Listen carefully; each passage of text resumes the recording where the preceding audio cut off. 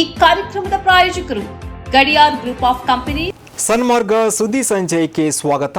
ನಾನು ಶಂಶೀರ್ ಬುಡೋಳಿ. ರಾಜ್ಯ ವಿಧಾನಮಂಡಲದ ವಿಶೇಷ ಅಧಿವೇಶನದಲ್ಲಿ ಇಂದು ಗದ್ದಲ ಎಬ್ಬಿಸಿ ಆಡಳಿತ ಪಕ್ಷವನ್ನ ಇಕ್ಕಟ್ಟಿಗೆ ಸಿಲುಕಿಸಲು ಹೋದ ಬಿಜೆಪಿ ನಾಯಕರಿಗೆ ಕಾಂಗ್ರೆಸ್ನ ವಿಧಾನ ಪರಿಷತ್ ಸದಸ್ಯ ಬಿಕೆ ಹರಿಪ್ರಸಾದ್ ತಿರುಗೇಟು ನೀಡಿದ್ದಾರೆ. ನೀವು ಆರ್ಎಸ್ಎಸ್ನವರು ದೇಶದ್ರೋಹಿಗಳು, ನೀಲಿ ಚಿತ್ರ ನೋಡಿದವರು ಫೋಕ್ಸೋ ಆರೋಪಿಗಳನ್ನೇ ನಾಯಕರನ್ನಾಗಿ ಹೊಂದಿರುವ ನೀವು ನನಗೆ ಬುದ್ಧಿ ಹೇಳೋಕೆ ಬರಬೇಡಿ ಅಂತ ಗುಡುಗಿದ್ದಾರೆ. ತಮ್ಮ ವಿರುದ್ಧ ಮುಗಿಬಿದ್ದ ಛಲವಾದಿ ನಾರಾಯಣಸ್ವಾಮಿ ಸೇರಿದಂತೆ ಬಿಜೆಪಿ ಸದಸ್ಯರ ಬಾಯಿ ಮುಚ್ಚಿಸಲು ಹರಿಪ್ರಸಾದ್ ಬಿಜೆಪಿಯ ನೈತಿಕತೆಯನ್ನೇ ಪ್ರಶ್ನೆ ಮಾಡುವಂತಹ ಗಂಭೀರ ಅಸ್ತ್ರಗಳನ್ನು ಪ್ರಯೋಗ ಮಾಡಿದ್ದಾರೆ. ತಮ್ಮ ಅಮಾನತಿಗೆ ಆಗ್ರಹಿಸಿ ಬಿಜೆಪಿ ಸದಸ್ಯರು ನಡೆಸಿದ ರಂಪಾಟಕ್ಕೆ ಜಗ್ಗದ ಹರಿಪ್ರಸಾದ್, ನನ್ನ ಮೇಲೆ ಗೂಬೆ ಕುರಿಸುವ ಮೊದಲು ನಿಮ್ಮ ವರ್ತನೆಯನ್ನ ನೋಡಿಕೊಳ್ಳಿ. ರಾಜ್ಯಪಾಲರು ಸದನದಿಂದ ನಿರ್ಗಮಿಸುವಾಗ ರಾಷ್ಟ್ರಗೀತೆ ಮೊಳಗುವ ಸಮಯದಲ್ಲೂ ಘೋಷಣೆ ಕೂಗುತ್ತಾ ಗದ್ದಲ ಮಾಡುತ್ತಾ ರಾಷ್ಟ್ರಗೀತೆಗೆ ಅಪಮಾನ ಮಾಡಿದ್ದು ನೀವು ಬಿಜೆಪಿ ಸದಸ್ಯರು. ದೇಶಭಕ್ತಿಯ ಪಾಠ ಹೇಳುವ ನೀವು ರಾಷ್ಟ್ರಗೀತೆ ನಡೆಯುವಾಗ ನಡೆದುಕೊಂಡ ರೀತಿ ಅಕ್ಷಮ್ಯ ಎಂದು ಬಿಜೆಪಿಯ ಡೋಂಗಿ ದೇಶಭಕ್ತಿಯನ್ನ ಬಯಲು ಮಾಡಿದರು. ವಾಗ್ವಾದ ತಾರಕಕ್ಕೆ ಏರ್ತಾ ಇದ್ದಂತೆ ಹರಿಪ್ರಸಾದ್ ಬಿಜೆಪಿ ನಾಯಕರತ್ತ ನೇರ ವಾಗ್ದಾಳಿ ನಡೆಸಿದ್ರು. ನನ್ನನ್ನು ಪ್ರಶ್ನಿಸುವ ನೈತಿಕತೆ ನಿಮಗಿಲ್ಲ. ಹರಿಪ್ರಸಾದ್ರ ಈ ನೇರ ಮಾತಿನಿಂದ ಕಂಗಾಲಾದ ಬಿಜೆಪಿ ಸದಸ್ಯರು ಉತ್ತರ ಕೊಡಲಾಗದೆ ಮತ್ತಷ್ಟು ಜೋರಾಗಿ ಕೂಗಾಡೋಕೆ ಪ್ರಾರಂಭ ಮಾಡಿದರು. ಮಕ್ಕಳ ಮೇಲಿನ ದೌರ್ಜನ್ಯದಂತಹ ಗಂಭೀರ ಆರೋಪ ಹೊತ್ತಿರುವವರನ್ನ ಸಮರ್ಥಿಸಿಕೊಳ್ಳುವ ನೀವು ಸದನದ ಗೌರವದ ಬಗ್ಗೆ ಮಾತನಾಡುವುದು ಹಾಸ್ಯಾಸ್ಪದ ಎಂದು ಹರಿಪ್ರಸಾದ್ ಬಿಜೆಪಿಯ ಇಬ್ಬಗೆಯ ನೀತಿಯನ್ನ ಎಳೆಯಾಗಿ ಬಿಚ್ಚಿಟ್ರು. ರಾಜ್ಯದಲ್ಲಿ ಮಹಿಳಾ ನೌಕರರಿಗೆ ತಿಂಗಳಿಗೆ ಒಂದರಂತೆ ವರ್ಷಕ್ಕೆ 12 ದಿನಗಳ ಮುಟ್ಟಿನ ರಜೆ ಕಡ್ಡಾಯವಾಗಿದ್ದು, ಈ ನಿರ್ಧಾರಕ್ಕೆ ಪುರುಷ ನೌಕರರು ವಿರೋಧ ವ್ಯಕ್ತಪಡಿಸ್ತಾ ಇದ್ದಾರೆ.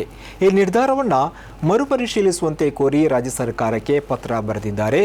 ರಾಜ್ಯದ ಎಲ್ಲ ಕ್ಷೇತ್ರಗಳ ಪುರುಷ ನೌಕರರಿಗೆ ಲಿಂಗ ಸಂವೇದನಶೀಲ ತರಬೇತಿ ಅತ್ಯಗತ್ಯ ಎಂದು ಮಹಿಳಾ ಪರ ಹೋರಾಟಗಾರರು ಇದಕ್ಕೆ ಪ್ರತಿಕ್ರಿಯೆ ಕೂಡ ನೀಡಿದ್ದಾರೆ. ಸಚಿವಾಲಯದ ರಾಜ್ಯ ಶಿಷ್ಟಾಚಾರ ವಿಭಾಗದ ಅಧೀನ ಕಾರ್ಯದರ್ಶಿ ಬಾಣಂದರಂಗಯ್ಯ ಇವರ ನೇತೃತ್ವದಲ್ಲಿ ನೌಕರರು ಈ ಕುರಿತಾಗಿ ಆರ್ಥಿಕ ಇಲಾಖೆ ಪ್ರಧಾನ ಕಾರ್ಯದರ್ಶಿಗೆ ಪತ್ರವನ್ನು ಬರೆದಿದ್ದಾರೆ. ಅಧ್ಯಯನ ನಡೆಸದೆ ಮುಟ್ಟಿನ ರಜೆ ಜಾರಿ ಮಾಡಿರುವುದು ಸರಿಯಲ್ಲ. ಈಗಾಗಲೇ ಇರುವ ರಜೆಯನ್ನೇ ಮಹಿಳಾ ನೌಕರರು ಮುಟ್ಟಾದ ಸಂದರ್ಭದಲ್ಲಿ ಬಳಸಿಕೊಳ್ಳಬಹುದು ಎಂದು ವಾದಿಸಿದ್ದಾರೆ. ಅಷ್ಟು ಮಾತ್ರವಲ್ಲದೆ ಮಹಿಳಾ ನೌಕರರಿಗೆ ರಜೆ ನೀಡುವುದರಿಂದ ಪುರುಷ ನೌಕರರ ಮೇಲೆ ಹೆಚ್ಚುವರಿ ಹೊರೆ ಆಗುತ್ತೆ. ಇದರಿಂದ ಮನಸ್ತಾಪ ಹೆಚ್ಚಾಗುವ ಸಾಧ್ಯತೆ ಇದೆ. ಶಿಕ್ಷಣ, ಆರೋಗ್ಯ, ಮಹಿಳಾ ಮತ್ತು ಮಕ್ಕಳ ಅಭಿವೃದ್ಧಿ ಇಲಾಖೆಗಳಲ್ಲಿ ಹೆಚ್ಚಾಗಿ ಮಹಿಳೆಯರೇ ಅಧಿಕವಾಗಿ ಕೆಲಸ ಮಾಡ್ತಾ ಇದ್ದಾರೆ.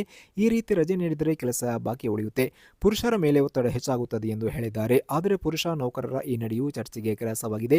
ಪುರುಷ ಪ್ರಧಾನ ಸಮಾಜದಲ್ಲಿಯೇ ಬೆಳೆದಿರುವ ಈ ನೌಕರರಿಗೆ ಲಿಂಗ ಸಂವೇದನಶೀಲ ತರಬೇತಿ ಅಗತ್ಯ. ಮುಟ್ಟಿನ ಸಂದರ್ಭದಲ್ಲಿ ಮಹಿಳೆಯರಿಗೆ ಮಾನಸಿಕ, ದೈಹಿಕವಾಗಿ ಉಂಟಾಗುವ ಹಿಂಸೆಯ ಬಗ್ಗೆ ಶಾಲೆಯ ಪಠ್ಯಕ್ರಮದಲ್ಲೇ ಪಾಠವನ್ನು ಸೇರಿಸಬೇಕು ಎಂದು ಮಹಿಳಾ ಪರ ಹೋರಾಟಗಾರರು ಒತ್ತಾಯಿಸಿದ್ದಾರೆ. ಮಕ್ಕಳ ಭಿಕ್ಷಾಟನೆ ತಡೆದು ಇವರ ಪುನರ್ವಸತಿಗೆ ಸಮಗ್ರ ಕ್ರಿಯಾ ಯೋಜನೆ ರೂಪಿಸಲು ಸಂಬಂಧಪಟ್ಟ ಇಲಾಖೆಗಳೊಂದಿಗೆ ಸಮನ್ವಯ ಸಾಧಿಸಲು ನೋಡಲ್ ಅಧಿಕಾರಿಯೊಬ್ಬರನ್ನ ನೇಮಕ ಮಾಡಿ ಅಂತ ಹೈಕೋರ್ಟ್ ರಾಜ್ಯ ಸರ್ಕಾರಕ್ಕೆ ನಿರ್ದೇಶನ ನೀಡಿದೆ. ಪ್ರಾಧಿಕಾರ ನಡೆಸಿದ ಈ ಸಮೀಕ್ಷೆಯಲ್ಲಿ ಭಿಕ್ಷಾಟನೆಯಲ್ಲಿ ತೊಡಗಿದ್ದ 720 ಮಕ್ಕಳನ್ನು ಗುರುತಿಸಲಾಗಿದೆ.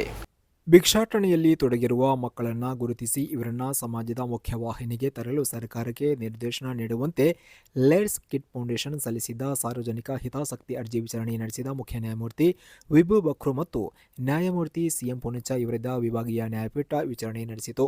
ವಾದ ಆಲಿಸಿದ ನ್ಯಾಯಪೀಠ ಜಿಬಿಎ ಸೇರಿದಂತೆ ರಾಜ್ಯದ ನಗರ ಸ್ಥಳೀಯ ಸಂಸ್ಥೆಗಳು ಮತ್ತು ಪಂಚಾಯಿತಿಗಳಲ್ಲಿ ಸಂಗ್ರಹಿಸಲಾಗಿರುವ ಒಟ್ಟು ಭಿಕ್ಷುಕರ ಸೆಸ್, ಇದರಲ್ಲಿ ಕೇಂದ್ರ ಪರಿಹಾರ ಸಮಿತಿಗೆ ಪಾವತಿಸಲಾದ ಮೊತ್ತ, ಬಾಕಿ ಉಳಿದ ಮೊತ್ತದ ಬಗ್ಗೆ ವಸ್ತುಸ್ಥಿತಿ ವರದಿ ನೀಡುವಂತೆ ರಾಜ್ಯ ಸರ್ಕಾರ ಹಾಗೂ ಜಿಬಿಎಗೆ ಸೂಚನೆ ನೀಡಿದೆ.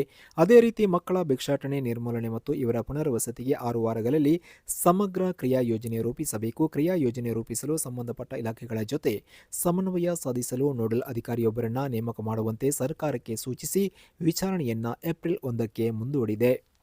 ಮಹಾರಾಷ್ಟ್ರ ಹಜ್ ಕಮಿಟಿಗೆ ಚೀಫ್ ಎಕ್ಸಿಕ್ಯೂಟಿವ್ ಆಫೀಸರ್ ಆಗಿ ಮನೋಜ್ ಜಾಧವ್ ಇವರನ್ನ ಸರ್ಕಾರ ನೇಮಕ ಮಾಡಿರುವುದನ್ನು all India Muslim personal board ವಿರೋಧ ಮಾಡಿದೆ.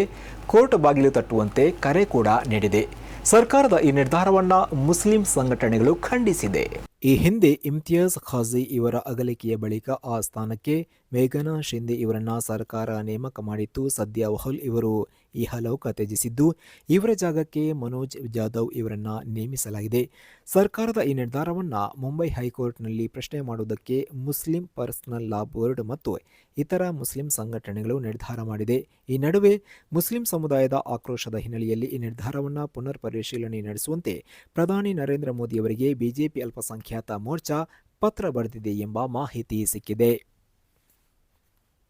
ಇರಾನ್ ದೇಶವನ್ನು ಗುರಿಯಾಗಿಸಿಕೊಂಡು ಅಮೆರಿಕದ ನೌಕಾಸೇನೆ ಬೃಹತ್ ಹಡಗುಗಳು ಹೊರಟಿರುವುದಾಗಿ ಟ್ರಂಪ್ ಹೇಳಿಕೆ ನೀಡಿರುವುದು ಪಶ್ಚಿಮ ಏಷ್ಯಾದಲ್ಲಿ ಯುದ್ಧ ಕಾರ್ಮೋಡ ಆವರಿಸುವಂತೆ ಮಾಡಿದೆ. ದಾವೋಸ್ನಲ್ಲಿ ನಡೆದ ಜಾಗತಿಕ ಆರ್ಥಿಕ ಸಮ್ಮೇಳನದಿಂದ ಹಿಂದಿರುಗುತ್ತಾ ಅವರು ಈ ಹೇಳಿಕೆಯನ್ನ ನೀಡಿದ್ದಾರೆ.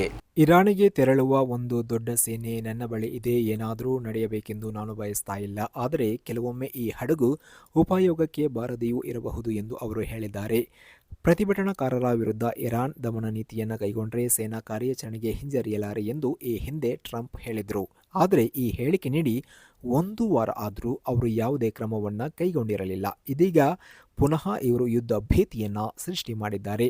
ಅಮೆರಿಕದ ವೈಮಾನಿಕ ಹಡಗಾದ USS ಅಬ್ರಹಂ ಲಿಂಕನ್ ಗಲ್ಫ್ ಪ್ರದೇಶದಲ್ಲಿ ಇರಾನಿನತ್ತ ಸಾಗ್ತಾ ಇರುವುದಾಗಿ ಅಮೆರಿಕದ ಮಾಧ್ಯಮಗಳು ವರದಿ ಮಾಡ್ತಾ ಇದೆ. ಇದುವೇ ಈ ಹೊತ್ತಿನ ಸನ್ಮಾರ್ಗ ಸುದ್ದಿ ಸಂಚಯ. ನಿರಂತರವಾಗಿ ನೋಡ್ತಾ ಇರಿ ಸನ್ಮಾರ್ಗ ನ್ಯೂಸ್, ಸುದ್ದಿಗಳ ಸಂತೆಯಲ್ಲಿ ಸತ್ಯದ ಮೊಂಬತ್ತಿ.